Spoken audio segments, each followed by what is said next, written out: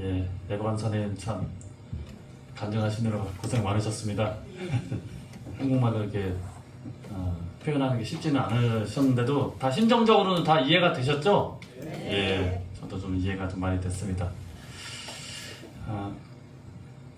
주간활동 공유 간단하게 좀 공유 드리겠습니다. 지난 한 2주간 공유를 못 드려서 함께 좀 공유를 드리겠습니다. 8월 첫째 주 간증을 우리 박선환 장로님께서 재밌게 잘 해주셨고, 그 다음에 참부모론 말씀을 진행이 됐었습니다. 그 다음에 지난주에는 이수철 특별순례사님 오셔가지고 효동천보 특별수련 진행을 했었습니다. 순례사님 말씀 들으면서 좀 많은 은혜 받으셨나요? 네. 예, 저희 가정에서는 우리 사모님께서 은혜를 많이 받으셔가지고 저를 향한 눈빛과 행동이 많이 달라졌습니다. 예. 어떤 말씀이 가장 인상 깊었냐면은 한을 남기면 안 된다. 한영이, 이 중심령이 이게 우리가 뭐 안수를 한다든지 정성을 들여서 이제 나가야 되는데 그냥 나가는 게 아니라 그 마음을 좀 공감해주고 위로해주고 할 때 한영이 이제 나갈 수 있다. 그럼 나도 우리 남편에게 한을 남겨서는 안 되겠다. 뭐 그렇게 해가지고 저를 바라보는 눈빛이 좀 달라지면서요. 행복한 하루하루 보내고 있습니다. 우리 식구님들도 그렇게 그 말씀을 통해서 우리가 더 하늘 부모님 또 참 부모님의 심정과 하나가 되는 모습으로 개인이 그리고 우리 가정이 보다 행복한 모습으로 거듭났으면 좋겠습니다. 그 다음에 식구님들과의 모임도 꾸준히 진행을 하고 있습니다. 지난 8월 2일에는 장년회 모임 하면서 장년회로서 이 교회를 중심 삼고 어떤 앞으로의 활동 계획을 할 것인지에 대해서 좀 이야기 나누는 시간 가졌고요. 그 다음에 부인 식구님들 모시고 또 8월 9일날 예배 끝나고 간담회를 했습니다. 그 다음에 매주 화요일은 협회 주간조회가 온라인으로 좀 진행이 되었습니다. 이번 8월 달에는 8월 4일과 18일날 화요일날 주간조회가 있고 또 내일 모레 또 화요일 또 주간조회를 하게 됩니다. 이 내용을 통해서 협회에서 어떤 일이 진행이 되고 그 다음에 각 현장에서는 또 어떤 활동이 진행되고 있는지를 공유를 잘 받으시고, 그렇다면은 그런 여러 가지 활동 내용들을 중에서 충주교회에서는 어떻게 그런 사례들을 잘 적용을 해서 보다 뜻선 일에 기여할 수 있는 교회 활동을 할 수 있을 것인지에 대한 것도 함께 고민하고 생각하고 또 계획도 한번 세워봤으면 좋겠습니다. 그리고 지난 8월 2일날 문신출 가정에 아드님이 태어나셨죠. 문정석, 천일국의 든든한 반석이 되라, 그런 이름으로 문정석 우리 아드님이 탄생한 기쁜 일도 있었습니다. 그 다음에 또 식구님들 또 신방 및 방문의 시간도 좀 가졌습니다. 우리 왁갑구 식구님 그 전에 이제 일하다가 이제 팔을 다치셔가지고 수술을 했는데, 수술을 좀 한 번만 한 게 아니라 두세 차례 좀 했었습니다. 그래서 지금 계속 회복 단계에 좀 있고요. 그 다음에 우리 미역국 권사님도 철회성성 참석하시다가 이제 계단에서 넘어지셔가지고 팔을 좀 다치셔가지고 좀 수술을 하셨는데 위로차 이렇게 좀 방문을 좀 했었습니다. 그 다음에 우리 지일수 집사님의 여동생분이 이 충주 시내에서 식당을 운영한다. 그 얘기를 좀 전해 들었습니다. 저는 별 생각이 없었는데 우리 사모가 자꾸 그 집 한번 가자고. 그래서 이제 8월 16일날 우리 처가댁 가족들이 여기 저희 사택에 와서 잠깐 1박을 하면서 좀 머무르게 됐었거든요. 그때 이제 다음날 17일날 점심 때 직접 그 매장에 찾아가서 식사하면서 좀 이야기 나누고 같이 좀 사진도 찍었습니다. 등촌 샤브 칼국수 충주 연수점입니다. 제가 광고까지 해드린다고 했기 때문에 말씀을 드립니다. 맛있었습니다. 맛있었으니까 식구님들도 가서 또 우리 지일수 집사님 또 이름 이야기하면 뭐 서비스도 좀 잘해주시거나 그러지 않겠습니까? 그렇게 좀 했으면 좋겠고요. 그 다음에 지난 8월 21일, 22일에는 2026 참다운심 가족치유 심순 캠프가 보령의 빛의 팰리스에서 있게 되었습니다. 충주교에서는 사진에 나와 있다시피 사모를 포함해서 6명이 참석을 해서 좋은 시간을 가졌다고 합니다. 차후에 또 협회에서 기획이 되어 있다고 하니까 나중에 또 기회가 되면은 또 식구님들 참석을 좀 했으면 좋겠고요. 시간 관계상 오늘은 뭐 이 캠프에 대한 소감을 좀 듣지는 못했는데 나중에 기회가 되면은 한번 그 소감을 들어보는 시간도 갖도록 하겠습니다. 예, 그 다음에 어김없이 원화도 수련은 평일, 그 다음에 2주에 한 번씩 주말 수련을 하게 되었습니다.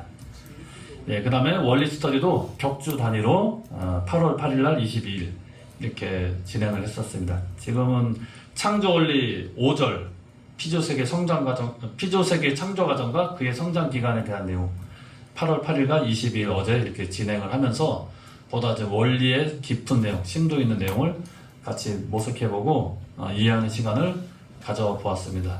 이렇게 지난 2주간, 3주간에 걸쳐서 교회에서는 다양한 활동들이 진행되어졌다는 것 식구님들이 알아주셨으면 좋겠고요. 오늘 이 시간에는 기본신앙 가운데서 헌금, 그 헌금 가운데서도 11조에 대한 내용을 좀 말씀을 드리고자 합니다.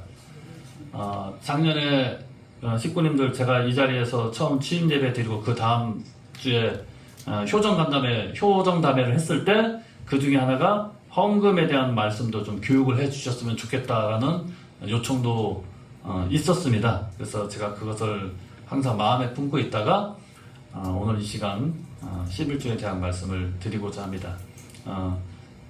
11조에 대한 이 제목이 딱 나오면 식구님들 마음 어떠세요? 나 11조 열심히 해야지. 나는 11조 열심히 하고 있는데 나는 굳이 이 얘기 들을 필요 없는데 아마 여러 가지 다양한 생각들이 드실 수가 있을 것입니다. 예, 그런데 우리가 신앙생활을 하면서도 가장 기본적이면서도 중요한 내용들이 몇 가지가 있는데요.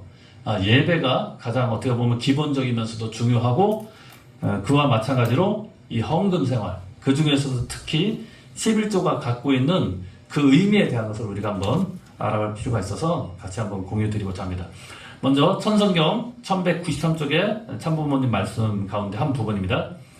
11조는 내가 소유하고 있는 물질 중에서 10분의 1을 하나님에게 바침으로써 전체를 바친다는 뜻이 있습니다.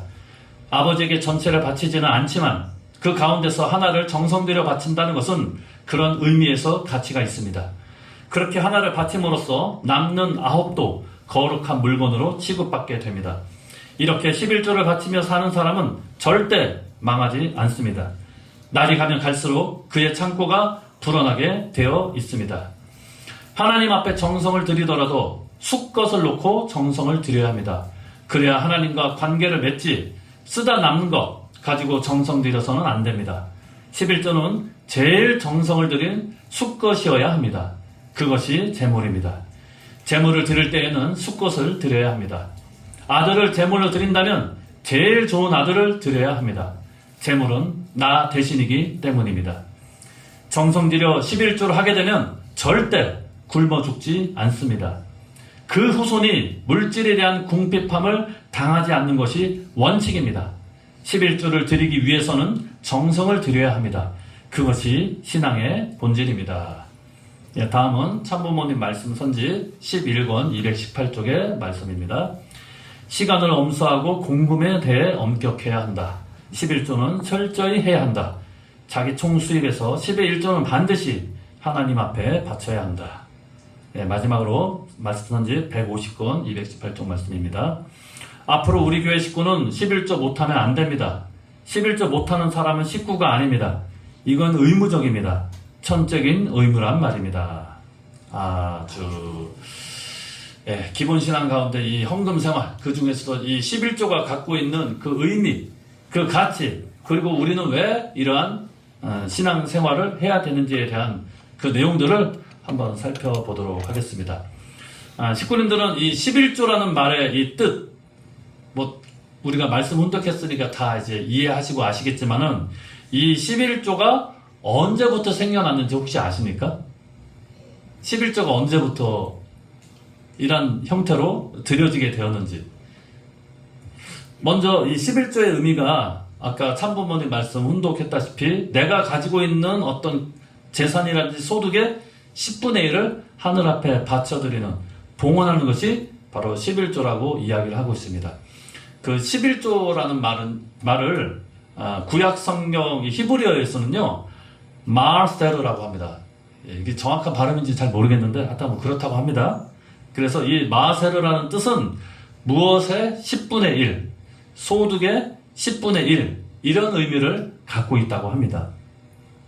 다시 말해서 구약 성경에서 이야기하고 있는 이 11조라는 말은 무슨 말이냐면은 그 사람이 가지고 있는 그 소유물, 뭐 지금 우리 한국도 그렇지만 땅, 뭐 건물 그런 소유물들이 있지 않겠습니까?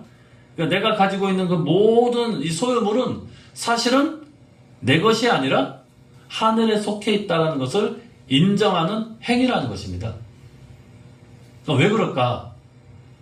당연하죠. 모든 이 피조 만물을 지으신 창조주가 주인이니까. 하나님이 주인이시기 때문에 내가 소유하고 있는 이 소유물도 사실은 어디서부터 왔느냐? 하늘에서 왔다. 그것을 인정하는 신앙적인 고백의 행위가 11조라는 의미가 된다고 합니다. 참부모님께서도 그렇기 때문에 내가 가지고 있는 어떤 소유물의 10분의 1을 하늘 부모님께 바침으로써 전체를 내가 다 하늘 앞에 바쳐드렸다는 그런 조건을 세우는 것이 이 11조라는 것입니다. 이러한 조건을 통해서 내가 가지고 있는 나머지 10의 9, 또 하늘의 거룩한 소유물로서 취급받기 위한 그런 행위가 11조 정성이라는 것을 우리가 살펴볼 수 있게 되는 것입니다. 자, 이 11조는 언제 시작했는지 살펴보니까 성경에서 살펴볼 수가 있었습니다. 창세기 14장 18절에서 20절에서 처음 이 11조에 대한 내용이 나옵니다. 혹시 나중에 기회가 되시면 꼭 성경을 한번 식구님들께서 살펴보시면 좋겠습니다. 이스라엘의 조상인 이 아브라함이 하나님의 명령을 받아서 소돔과 고모라에 롯이 있었잖아요. 조카. 그 롯을 구하기 위해서 4개의 부족과 연합군과 전쟁을 해서 승리를 했답니다. 승리를 해서 다시 이제 살렘이라는 지역에 이제 돌아오게 되었는데요. 그 살렘 지역의 왕이자 제사장이 멜기세덱이라는 사람이 있었습니다. 그 살렘 지역의 왕이자 제사장인 멜기세덱으로부터 아브라함이 큰 대접과 영접을 받았답니다. 그래서 멜기세덱은 그 아브라함이 전쟁에 승리해서 돌아오니까 떡과 포도주를 아브라함한테 이렇게 제공을 하면서 하늘의 복을 빌어 주었다고 합니다.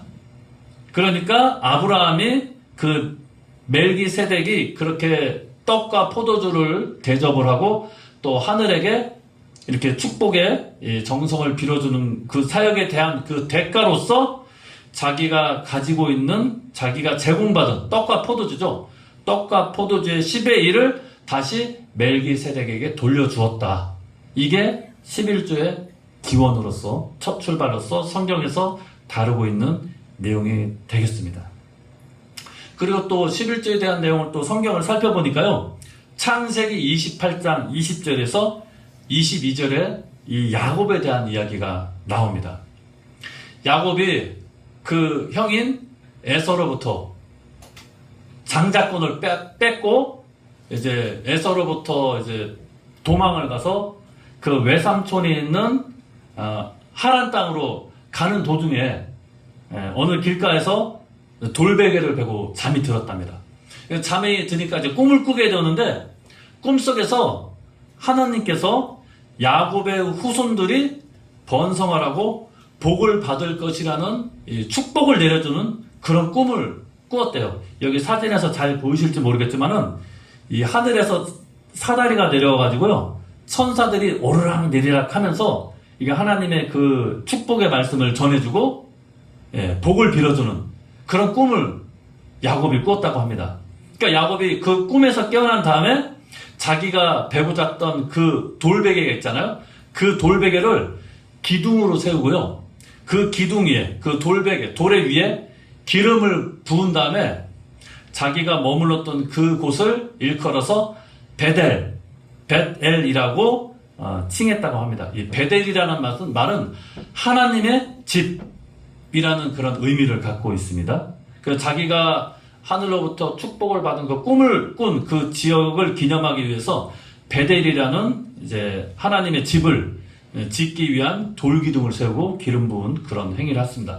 그것과 더불어서 이 야곱이 하나님께 맹세한 내용이 뭐냐면은 하늘이 내게 주신 모든 것의 10분의 1을 내가 반드시 하나님께 다시 드리겠다라는 맹세와 다짐과 약속의 기도를 올렸다고 합니다.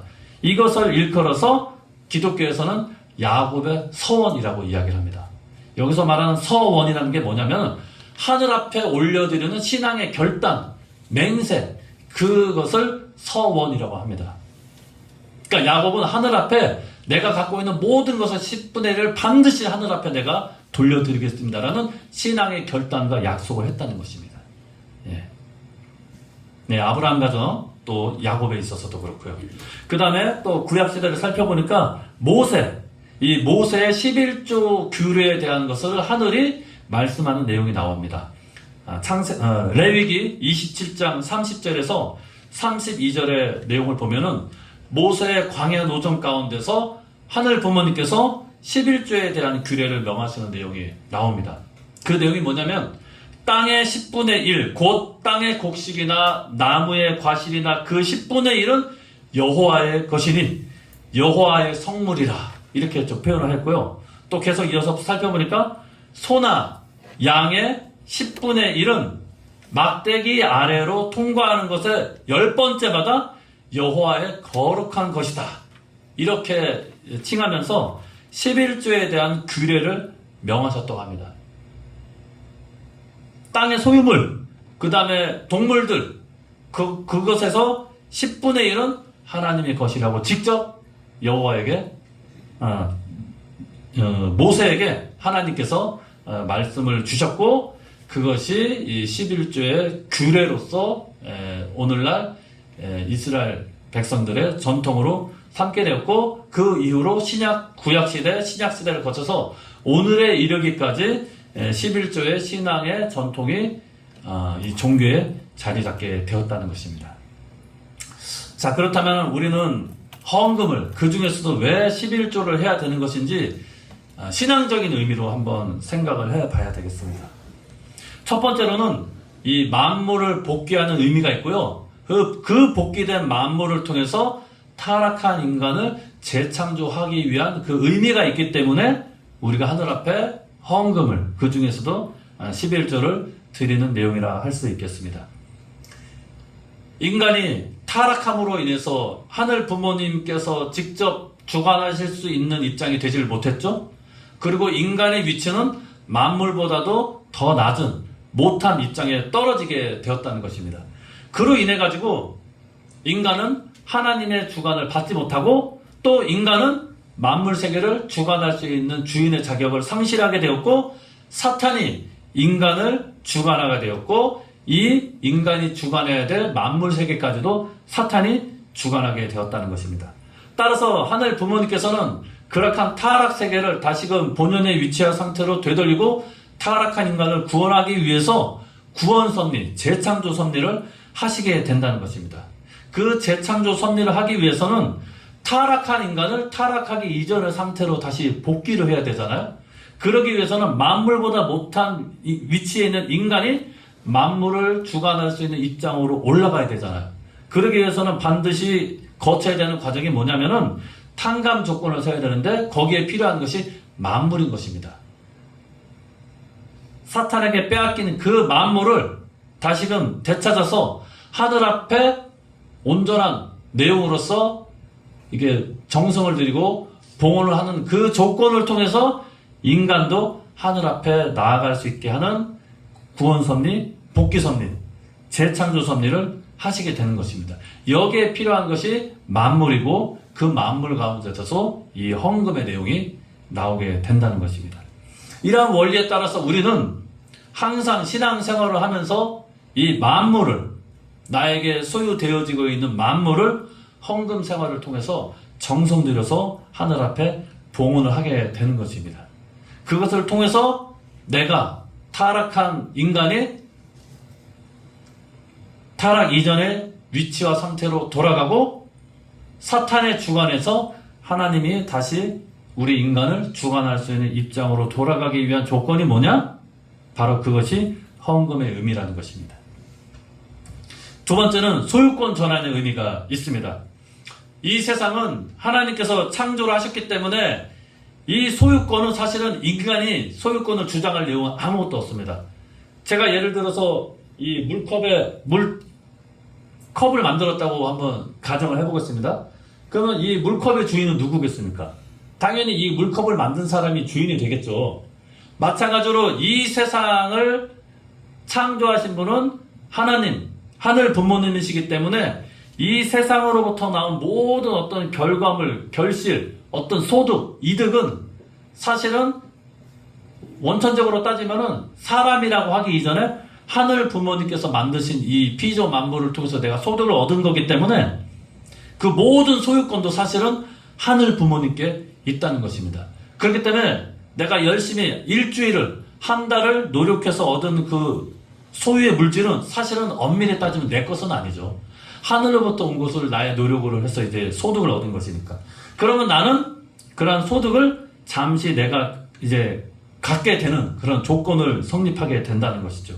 그렇기 때문에 내가 갖고 있는 것은 사실은 내 것이 아니고 하늘 부모님이 것이라는 것을 내가 인정하고 그것을 다시 되돌려 드리기 위한 신앙의 행위가 그게 바로 11조라는 것입니다. 모든 것을 다 바쳐드려야 되지만 그러면 실질적으로 생활을 하기는 어렵잖아요. 내가 100만 원 벌었는데 100만 원을 다 갖다 바치면 나는 당장 쌀 살 돈도 없고 반찬 살 돈이 없잖아요. 그렇기 때문에 전체를 하늘 앞에 바친다는 조건으로 10의 1을 하늘 앞에 돌려드리는 그런 조건을 세우는 것이고, 그러면 하늘은 그 조건을 통해서 내가 갖고 있는 10의 9 그리고 전체적으로 따지면 10 모든 것을 하늘이 내가 사용할 수 있도록 소유권을 허락해 주신다는 것입니다. 그러니까 하늘의 것을 내가 돌려드리니 하늘도 그것을 기쁘게 받아주시고 내가 소유하고 있는 모든 것을 잘 사용할 수 있도록 허락을 해주는 소유권 전환의 의미가 있다는 것입니다. 그런 마음을 담고 우리가 예배 시간에 그 헌금을 할 때는 정성 들이는 마음으로, 감사한 마음으로, 비록 내가 열심히 노력해서 나의 소득이라고 할 수도 있겠지만은 이 모든 것은 하늘로부터 왔기 때문에 하늘 부모님께 내가 모든 것을 돌려드린다는 마음으로, 바쳐드린다는 마음으로 신앙을 이렇게 헌금을 하게 될 때 하늘이 그것을 기쁘게 받아주시고 내가 갖고 있는 소유권을 인정해 주시고 사용할 수 있도록 허락해 주시는 이 신앙의 행위를 우리가 잊지 말아야 되겠습니다. 그렇기 때문에 우리가 나를 대신해서 나의 생명까지도 하늘 앞에 바친다는 마음으로 그 만물을, 내가 갖고 있는 그 소유권을 하늘 앞에 정성 들이는 마음으로 거룩하게 드리게 될 때 그 예물이 성스러운 의미를 갖게 된다는 것입니다. 자, 세 번째는 참부모님 말씀을 살펴보니까요, 하늘 섭리에 직접적으로 동참하는 의미가 있다라는 말씀을 주셨습니다. 신앙하는 사람들은요, 여러 가지 신앙, 하늘 뜻을 이루기 위한 활동을 하게 됩니다. 내적으로는 기도 정성이라든지 또 외적으로는 전도 활동을 한다든지 여러 가지 그런 활동의 내용이 있습니다. 근데 이 11조를 드리는 이 행위도 하늘의 섭리를 이루기 위한 어떤 물질로서 사용되기 때문에 이 11조 헌금을 통해서 우리는 하늘 부모님의 섭리를 이룰 수 있는, 뜻을 이룰 수 있는 직접 활동, 직접 동참의 의미가 있다는 것입니다. 이것을 우리가 잊지 말아야 되겠습니다. 꼭 나가서 전도 활동하고 또 새로운 대상자를 만나서 말씀을 전하고 교육을 하고 하는 것도 중요한 활동이지만은 또 우리가 활동을 하기 위해서는 반드시 물질적인 내용이 필요합니다. 예. 자본주의 사회에서는 이 자본이 없으면은 이 활동이 안 되고 일이 안 되잖아요. 이 교회도 마찬가지입니다. 엄연히 물질이 필요합니다. 돈이. 근데 그런 부분에 있어서 내가 헌금을 한다, 11조를 한다, 이것은 내가 비록 전도 활동을 한다든지 직접적으로 어떤 내 몸을 통해서 활동을 하지는 못할지라도 내가 드리는 이 헌금 11조를 통해서 하늘이 뜻을 이룰 수 있는데 중요한 도움이 되어지고 역할이 되어지기 때문에 참 부모님께서는 헌금을 하는 것도 하늘 섭리에 직접 동참하는 의미를 갖고 있다. 이렇게 말씀을 주고 계십니다. 그렇기 때문에 우리가 가장 기본적인 도리이면서도 중요한 신앙의 활동으로서 이 11조 생활을 우리가 충실히 함으로써 우리가 하늘 뜻에 이바지할 수 있는, 하늘의 뜻 섭리에 기여할 수 있는 그런 효종의 도리를 다하기를 기원 드리겠습니다. 자, 그렇다면 이 11조를 드릴 때 어떤 마음가짐, 이 자세도 있다는 것입니다. 11조를 아무렇게나 드리면 안 된다는 말씀을 주셨습니다. 아까 참부모님 말씀 훈독한 내용에서도 나와 있다시피 참부모님께서는 11조를 하늘 앞에 봉헌할 때 숫것을 드려야 된다는 말씀을 주셨습니다. 예, 숫것이라는 말씀은 첫 번째 것을 의미하는 것이거든요. 그러니까 우리가 예를 들어 한 달 동안 열심히 일해가지고 뭐 월급을 받았어요. 그러면은 내가 쓸 거 생활비 제하고 애들 교육비 제하고 다 제하고 남는 것을 드리라는 게 아니라 300만 원이면 300만 원, 400만 원이면 400만 원 중에 10분의 1을 먼저 하늘 앞에 드릴 것을 떼놓고 나머지 내용 속에서 내가 생활할 수 있는 내용을 써야지, 내가 쓰고 남은 것을 하늘 앞에 드리는 것은 올바른 11조를 드리는 봉헌의 자세가 아니라는 것을 참 부모님께서는 분명하게 우리들에게 말씀을 주셨습니다. 그 가장 처음 것, 그리고 내가 가지고 있는 것 중에 가장 좋은 것, 가장 새 것을 먼저 하늘 앞에 봉헌 드릴 수 있도록 먼저 준비를 해놓고 그 나머지에 대한 내용은 나의 생활을 위해서 써야지, 쓸 거 다 쓰고 남는 걸로 이렇게 하늘 앞에 헌금을 한다? 액수는 똑같을지 몰라도 받는 입장에서는 그 의미는 다릅니다. 아마 식구님들 생각해 보시죠. 식당에 가서 식사를 주문을 했어요. 근데 남들이 먹다 남긴 거 반찬이라든지 식사가 나오면 기분 좋습니까? 기분 나쁘죠. 당장 컴플레인 들어가고 다시는 그 가게 찾아가지 않겠죠. 당연히 내가 주문을 했으면은 가장 맛있는 요리를 내가 먹기 위해서 주문을 한 건데 남들이 먹다 남긴 거를 갖고 오면 당연히 기분이 나쁘잖아요. 사람이 살아가는 그 생활 상황도 그런데 하늘의 입장에서도 마찬가지라는 겁니다. 사실 이 모든 것은 하늘 부모님이 주인인데 그것을 인간이 잠시 소유할 수 있고 사용할 수 있게끔 허락을 구해서 우리가 사용하는데 쓸 거 다 쓰고 사용할 거 다 사용하고 남는 것을 하늘 앞에 돌려드린다? 그 하늘 부모님이 그것을 받기에는 기쁘지가 않으신다는 겁니다. 그래서 우리가 11조를 드릴 때는 가장 첫 번째 것을, 가장 새 것을, 가장 좋은 것을 하늘 앞에 돌려드리고자 하는 그런 마음이 필요하다는 것을 참 부모님께서는 말씀을 주셨습니다. 이 11조에 대한 교육을요, 우리 청년 대학생들한테도 제가 똑같이 교육을 했습니다. 근데 청년 대학생들 중에서도 제가 이야기했던 그 성향대로 헌금을 하는 친구가 있었어요. 자기 생활비 다 제하고 쓸 거 다 쓰고 남는 돈으로 헌금하는 친구가 있더라고요. 그래서 그런 의미가 아니라는 것을 분명하게 이야기를 했습니다. 같은 액수를 하더라도 그것을 봉헌 드리는 마음, 그 다음에 그것을 받는 하늘 부모님의 입장은 다를 것입니다. 그 다음 두 번째는 뭐냐? 정성을 다해야 된다. 한 달 수입의 10분의 1을 정성을 다해서 봉헌을 하게 될 때 정성을 들이는 그 사람의 마음도 기쁘고 기쁘게 정성을 들여서 봉헌을 하기 때문에 받는 하늘 부모님 입장도 기쁘게 받으실 수밖에 없다는 것입니다.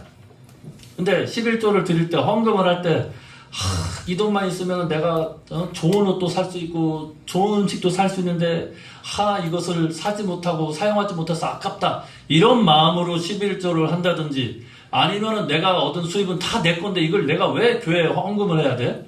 라는 그런 소유권을 주장하는 그런 입장에서 만약에 우리가 신앙을 한다면은 그런 사람은 참다운 신앙인이 아니라고 할 수가 있겠습니다.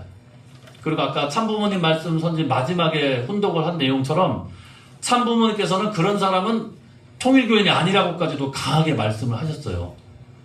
그 이야기를 들으면 인간적으로는 기분이 나쁠 수 있겠죠. 근데 우리가 곰곰이 생각해 봐야 될 것은 그만큼 11조가 중요하다는 것을 참 부모님께서 강조하시기 위해서 어떻게 보면 약간 격한 표현까지도 쓰신 것입니다.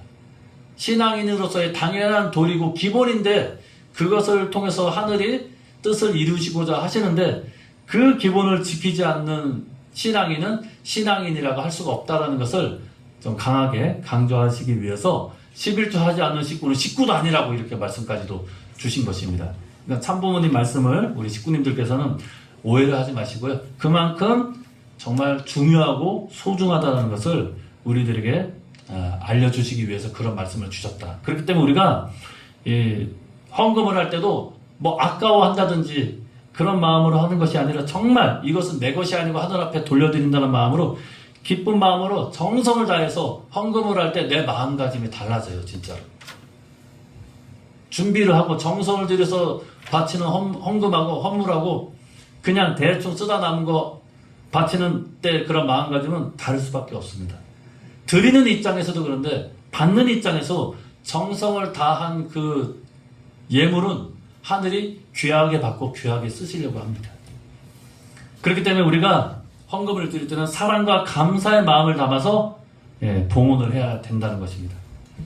사랑하는 사람한테 돈 쓰는 거 아까우세요? 아깝지 않으세요? 우리 막내가 자기가 오늘 생일이라고 어저께부터 계속 생일 선물 사달라고 그러더라고요.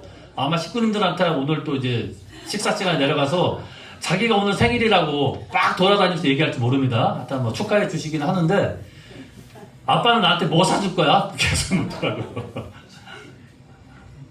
근데 사랑하는 부모 입장에서 사랑하는 자녀를 위해서 쓰는 돈 아깝지가 않습니다. 부모의 마음 그렇잖아요.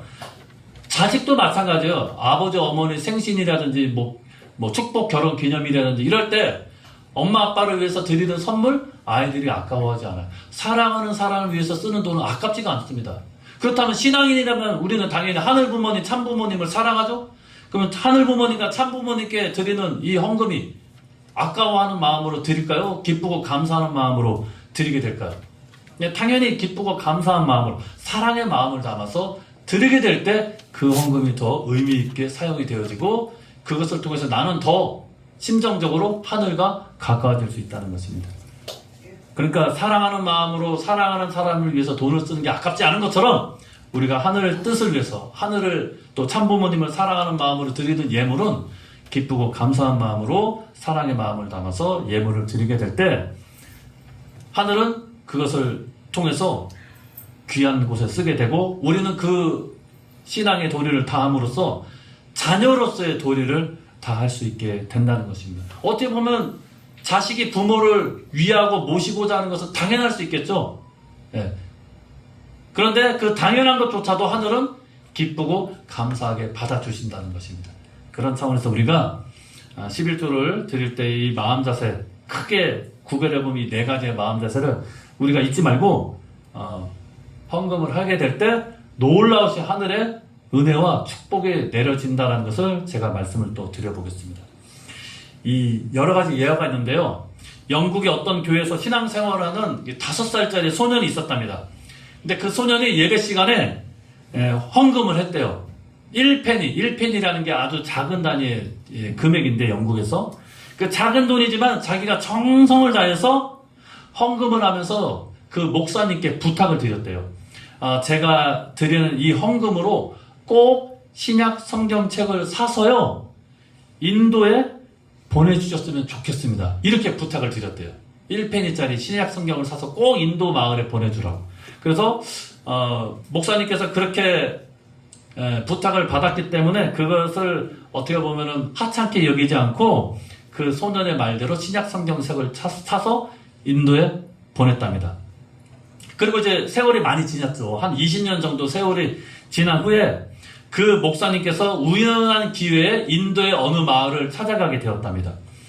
그런데 그 마을 사람들이 자세히 보니까 모두 기독교 신앙을 하고 있더래요.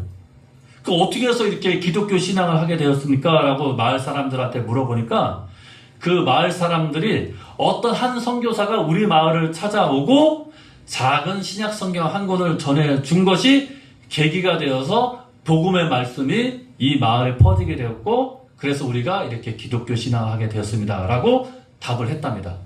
그러니까 이제 목사님이 궁금하잖아요. 그 어떤 책이길래 신약 성경이 그것을 한번 볼 수 있습니까? 요청을 해서 그 신약 성경을 이게 받아가지고 살펴보니까요. 그 꼬마가 신약 성경을 구입을 할 때 이게 사인을 했거든요.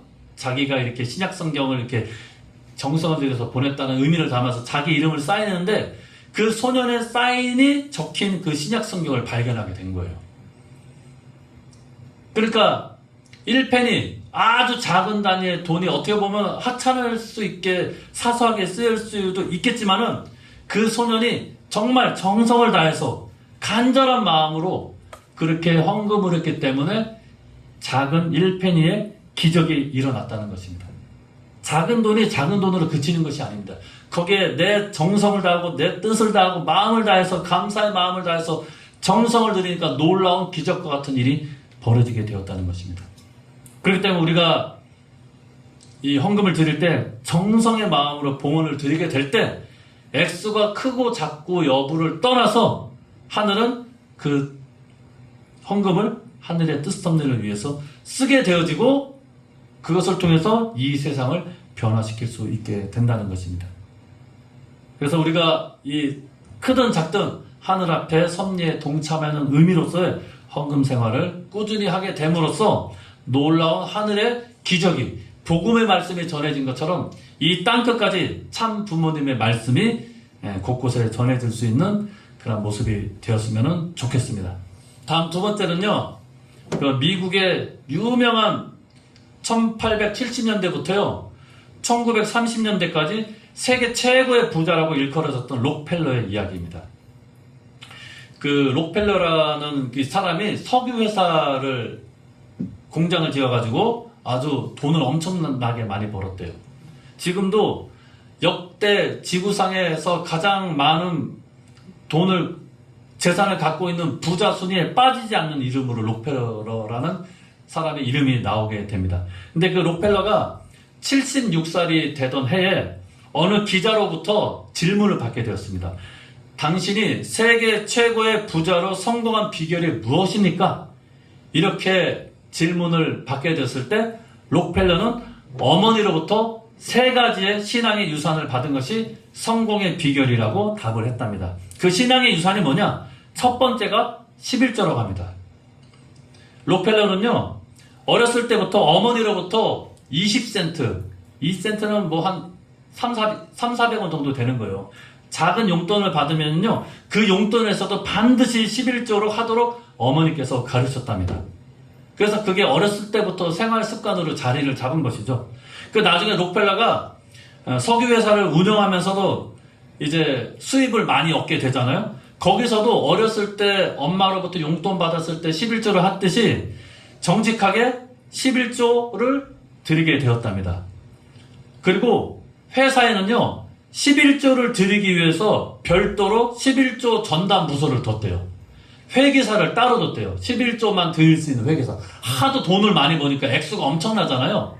그러니까 11조를 따로 드리기 위한 회계사까지도, 전담 부서까지도 따로 둘 정도로 그렇게 11조 생활을 철저히 했답니다.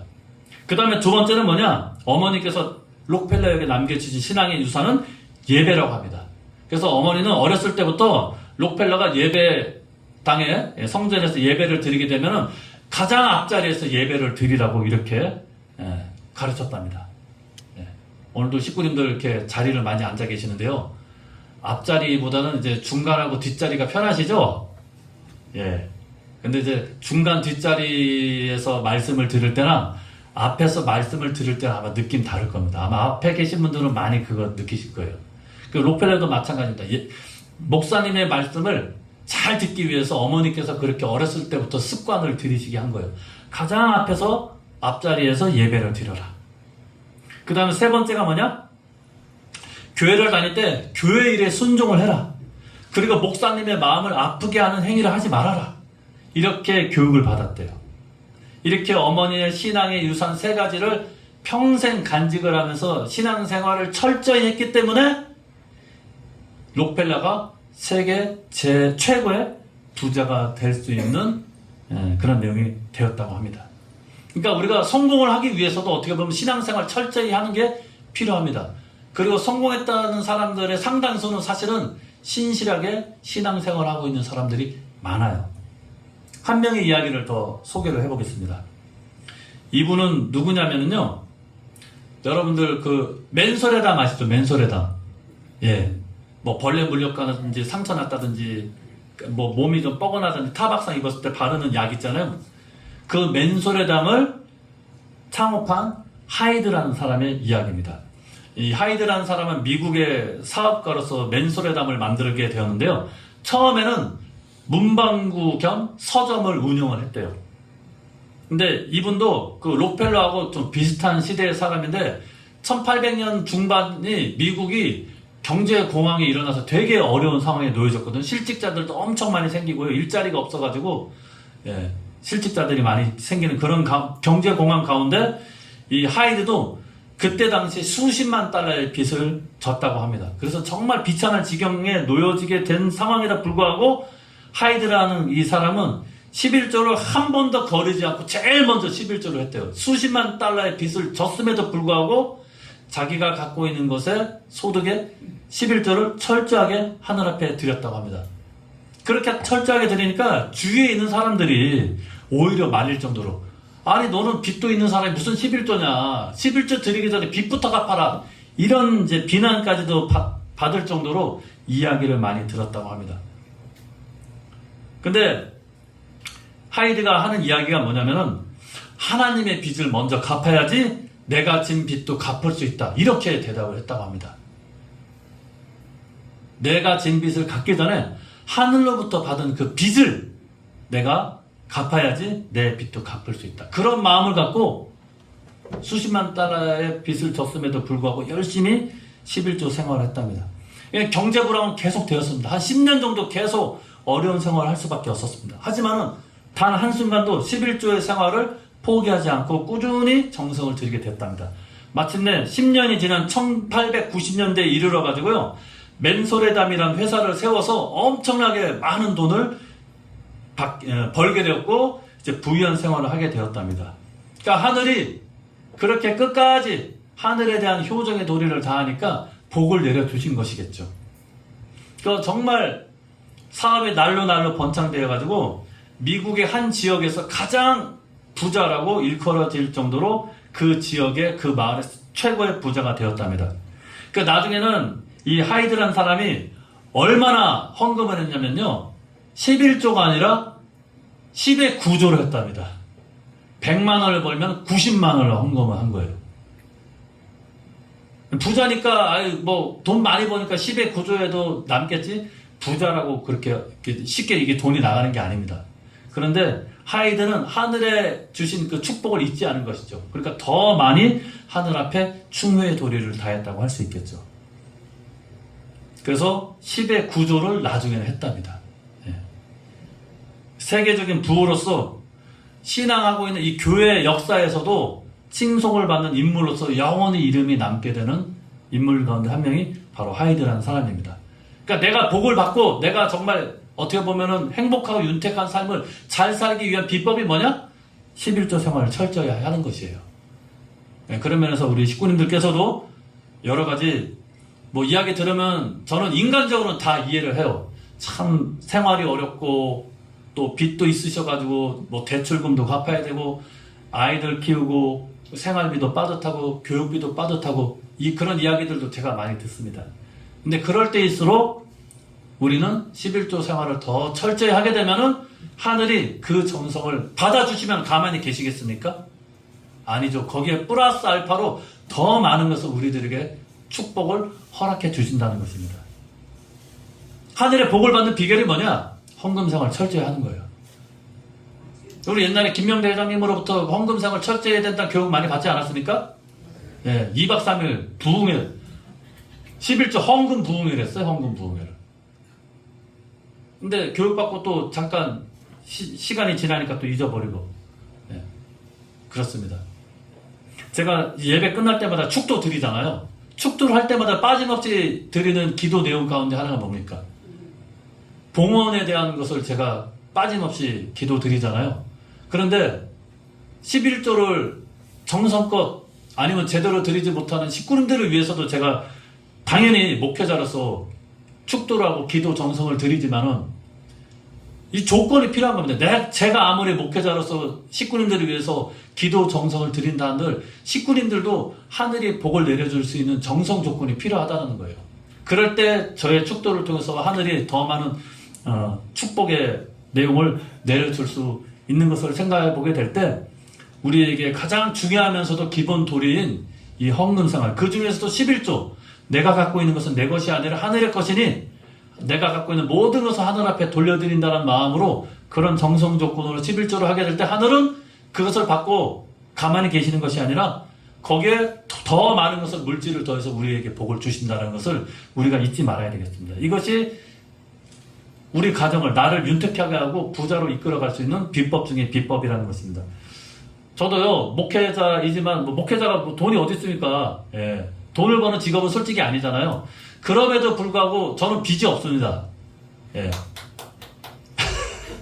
박수 칠 일은 잘 모르겠지만은 빚지고 사는 사람도 많은데 목회자가 참 힘들고 어려우면서도 빚지지 않고 그 다음에 뭐 차도 새 차는 아니지만 중고차 산 것도 있고 애도 4명이나 있고 뭐 누구 나가서도 제가 뭐 하나 이게 부끄러울 게 없고 부러울 게 없어요. 세상 나가면 세상 사람들이 부러워하면 부러워하지. 그 비결이 뭔가 가만히 봤다면은 가만히 생각해 보니까 오늘 11조 말씀을 준비하면서 그래도 내가 11조 생활은 철저히 하려고 노력하니까 최소한 굶어 죽지 않을 정도로 하늘이 나를 이끌어 주시는구나 라는 생각을 저도 제 스스로를 해보게 되었습니다. 그 다음에 식구님들 가운데서 참 개인적으로나 가정적으로 힘들고 어려운 가운데 계신 식구님들 많죠? 건강이 좀 어려우신 식구님들도 계시고 또 마음이나 심정이 또 가족 간에 부부 간에 이 관계가 어려우신 식구님들 많으실 거예요. 그러니까 이런 어려움, 이런 문제를 어떻게 해결할 것인가. 그럴 때는 우리가 항상 근본을 생각해야 되고 기본을 생각해야 됩니다. 신앙인으로서 겪게 된 어려움을 맞닥뜨리게 되면은 신앙의 기본을 우리가 생각을 해봐야 됩니다. 내가 정말 예배를 일주일에 한 번씩 드리는 이 예배를 형식적으로 와서 드리는 것인지 정말 기쁘고 감사한 마음으로 또 예배는 축제와도 같고 봉헌의 의미가 있으니까 내가 생활했던 일주일의 삶을 하늘 앞에 내가 온전히 드리는 정성의 마음을 갖고 예배를 드리는지 이 예배의 본질과 기본을 한번 생각을 해봐야 되겠고요. 그 다음에 오늘 11조 주제와 마찬가지로 헌금을 드릴 때도 내가 정말 하늘의 그 소유물을 내가 대신 하늘 앞에 돌려드리는 그런 마음으로 헌금 생활을 하고 있는지 아까워하면서 마지못해서 헌금을 드리고 있는지 항상 그 기본을 생각을 해봐야 될 거예요. 아마 식구님들이 신앙적으로나 여러가지 생활적으로 어려움을 겪으신 내용 가운데 하나는 뭔가 이 본질적인 내용이라든지 이 기본적인 내용에 있어서 어려운 부분들이 분명히 있을 거라고 생각을 합니다. 아닌데요? 저는 예배도 잘 드리고 11조도 빠짐없이 헌금 생활도 잘 하는데요? 근데 신앙생활이 예배하고 헌금은 기본이죠. 그 다음에 우리 가정연합 통일교회에서 요구하고 있는 내용들이 사실은 다양하게 많이 있잖아요. 그런 내용들을 우리가 하나씩 부모님이 말씀하신 내용을 우리가 잘 지키면서 생활하고 있는지를 한번 되돌아볼 필요가 있습니다. 그 중에 가장 기본은 예배, 그 다음에 헌금 11조라는 것입니다. 이게 잘 안 됐던 우리 식구님들이 계신다면 이런 내용서부터 철저하게 한번 기본을 잘 지켜보십시오. 그리고 한번 테스트를 해보십시오. 정말 내가 이 생활을 철저하게 제대로 목사님께서 말씀해 주신 대로 하게 되면은 정말 하늘이 나에게 복을 주시는지 은혜를 내려주시는지 한 번쯤은 우리도 확인해 볼 필요가 있지 않겠습니까? 예, 한번 해보십시오. 저는 자신을 해요. 목회자인 저도 빚이 없이 그래도 굶어 죽지 않을 정도로 사는 거 보면은 확실하게 하늘의 은혜가 있다고 생각을 하고 식구님들에게는 더 많은 복을 내려주실 거라고 저는 확신을 합니다. 그래서 우리가 이 11조라는 것은 목사님 또 단상에 나와가서 또 돈 얘기하네 이렇게만 삐딱하게 받아들이시면 안 돼요. 그거는 그렇게 생각하시는 분 자체가 문제죠. 예. 이건 제 얘기가 아닙니다. 이 성경 역사를 통해서 오래전부터 이렇게 하늘을 향한 도리를 해왔고요. 인간 역사. 그 다음에 참부모님께서도 11조에 대한 내용을 강조까지도 해주셨잖아요. 우리가 부모님을 믿고 모시고 하늘 부모님을 모시는 입장이라면 우리가 당연히 해야 될 기본 도리라는 것입니다. 근데 그 기본이 안 돼 있다면 우리가 기본을 다시 세우기 위한 차원에서 드리는 이 내용이라는 것을 식구님들께서 이해를 해 주시기를 바라겠고요. 이러한 내용을 통해서 사실은 하늘은 더 많은 복을 우리에게 주시려고 만반의 준비를 하고 계시는지도 모릅니다.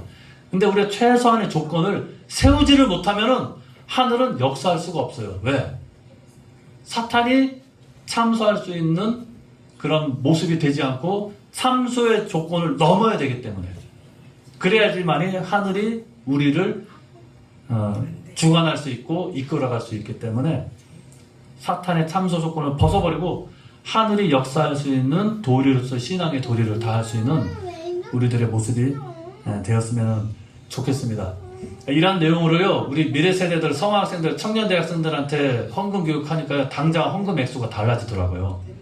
예, 아마 우리 식구님들도 달라질 거라 저는 생각을 하고, 그것을 통해서 더 많은 복을, 그리고 더 많은 기쁨과 행복을 감사함의 마음을 갖고 생활할 수 있는 우리 한 주, 한 달, 그 다음에 앞으로의 우리에게 주어진 삶이 되기를 바라면서 오늘 말씀을 마무리하도록 하겠습니다. 기도 올리겠습니다. 존귀하신 하늘 부모님, 사랑하는 천지인 참 부모님, 오늘 귀한 말씀을 주시게 되었습니다. 신앙인으로서 당연히 해야 될 도리로서의 헌금 11조에 대한 것도 다시 한번 그 의미와 가치를 생각을 해보게 되었사옵나이다. 나는 과연 참 부모님께서 말씀하신 대로 정성을 들여서 제일 처음 것을 하늘 앞에 돌려드리기 위한 삶의 태도를 취하고 있는지, 그런 마음으로 하루하루를 살고 또 나에게 주어진 삶을 하늘 앞에 돌려드리기 위한 노력을 했는지 생각을 해보면서, 그래도 우리들을 일깨워 주시기 위해서 귀한 말씀과 가르침을 주시고 우리들을 천일국의 백성이자 주인으로서 세워주신 하늘 부모님과 참 부모님께 감사의 마음을 담아서 우리가 할 수 있는 최대한의 도리를 할 수 있는 우리 충주대교의 모든 식구님들이 되기를 바라면서 홀리 마다를 모신 축복가정 주형의 이름으로 감사하게 돌렸사옵나이다. 아멘.